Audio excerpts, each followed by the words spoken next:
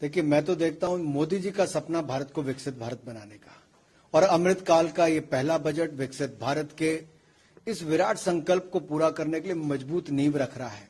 ये बजट गांव गरीब, महिला, मजदूर, मध्यम वर्ग, नौजवान, किसान सबके लिए है। और जैसे आपने स्वयं कहा, महिलाओं के लिए अगर देखें, महिला सम्मान बचत पत्र 2 लाख रुपए के ऊपर 7.5% ब्याज मिलेगा, और बुजुर्गों के लिए देखा जाए तो 15 लाख से बढ़ाकर 30 लाख उसको बचत को किया गया है।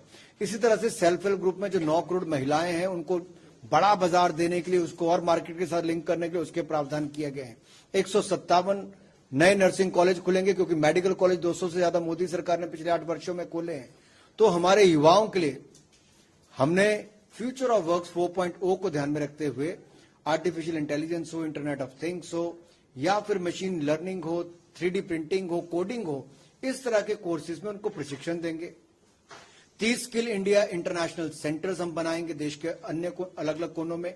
फिर 3 सेंटर ऑफ एक्सीलेंस केवल आर्टिफिशियल इंटेलिजेंस के ऊपर बनाएंगे, और 47 लाख युवाओं को हम स्टाइपेंड देने का काम भी 3 सालों में करेंगे। यही नहीं, युवाओं के लिए जैसे माइक्रो स्मॉल मीडियम एंटरप्राइज में 2 लाख करोड़ रुपए का प्रावधान क्रेडिट गारंटी स्कीम के अंतर्गत मिलेगा, यानी कि रोजगार हमारे सूक्ष्म लघु उद्योग के माध्यम से भी ज्यादा मिल पाएंगे। ये हम सब प्रावधान इसमें किए हैं युवाओं को आगे बढ़ाने के लिए। इसी तरह से किसानों की अगर मैं बात करूं, जिसमें युवा भी आपके आ सकते हैं, कि 20 लाख करोड़ रुपया किसान क्रेडिट में रखा है, ताकि पशुपालन, मत्स्य और दूध उत्पादन की बात करें तो वहां पर भी इसको पैसा मिलेगा, वो ज्यादा काम बढ़ा सकते हैं। सर, आप क्योंकि खेल मंत्री भी है, प्रधानमंत्री ने 2036 में ओलंपिक्स करने की बात की, और बहुत बड़ा एक एलोकेशन आपके स्पोर्ट्स मिनिस्ट्री को भी किया गया है, तो खेल और खिलाड़ियों के लिए कितना महत्वपूर्ण है? अगर आप देखेंगे, युवाओं के लिए बहुत कुछ इस बजट में है, चाहे स्किलिंग से लेके 740, अगर हम एकलव्य स्कूल्स की बात करें, 3.5 लाख हमारे ट्राइबल युवाओं को उसमें शिक्षा मिलेगी, 38,000 टीचर्स को वहां पर रखा जाएगा। इसी तरह से खेलों का बजट भी 11% की वृद्धि करके युवा कार्यक्रम खेल विभाग का 3397 करोड़ रुपया कर दिया गया है। खेलो इंडिया योजना में ही इस वर्ष 1000 करोड़ रुपए के लगभग खर्च होगा। अगर 2013-14 के मुकाबले देखोगे तो 860 करोड़ रुपया खर्च होता है, उससे 3 गुना ज्यादा हमने कर दिया है पहले ही। सर, विपक्ष कह रहा है कि ये फ्यूचरिस्टिक बजट नहीं है, अपॉर्चुनिस्ट बजट है। देखिए, अगर वो कुछ भी कहें, सही मायने में ये नए भारत का, विकसित भारत बनाने का बजट है।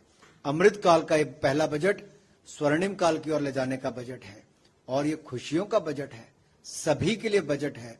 विपक्ष अपना चश्मा विपक्ष का उतार कर देखे तो उनको अपने लिए भी कुछ नजर आएगा।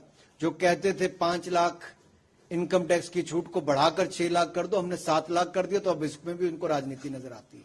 वो ये भी कह रहे कि जो अनएम्प्लॉयमेंट का सबसे बड़ा मुद्दा है, उसके बारे में कुछ बात नहीं कही। अगर आप ईपीएफओ का आंकड़ा देखेंगे तो वही दुगनी रजिस्ट्रेशन हुई है, 27 करोड़ हो गई है।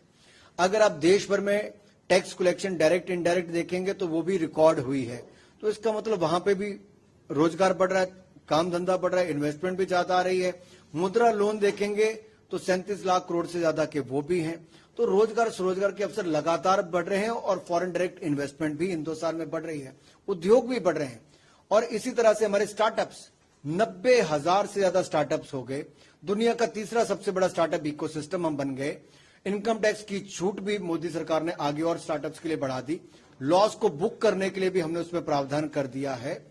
तो मुझे लगता है युवाओं के लिए तो जो चाहिए था नरेंद्र मोदी जी की सरकार ने उससे बढ़कर दिया है। नमस्कार, मैं हूं मानक गुप्ता। अगर आपको हमारा ये वीडियो पसंद आया हो तो इसे लाइक और शेयर जरूर करें, और हां, हमें सब्सक्राइब और फॉलो करना ना भूलें, ताकि आप देश और दुनिया की कोई खबर मिस ना करें। तो जुड़े रहिए हमारे साथ और देखते रहिए News 24।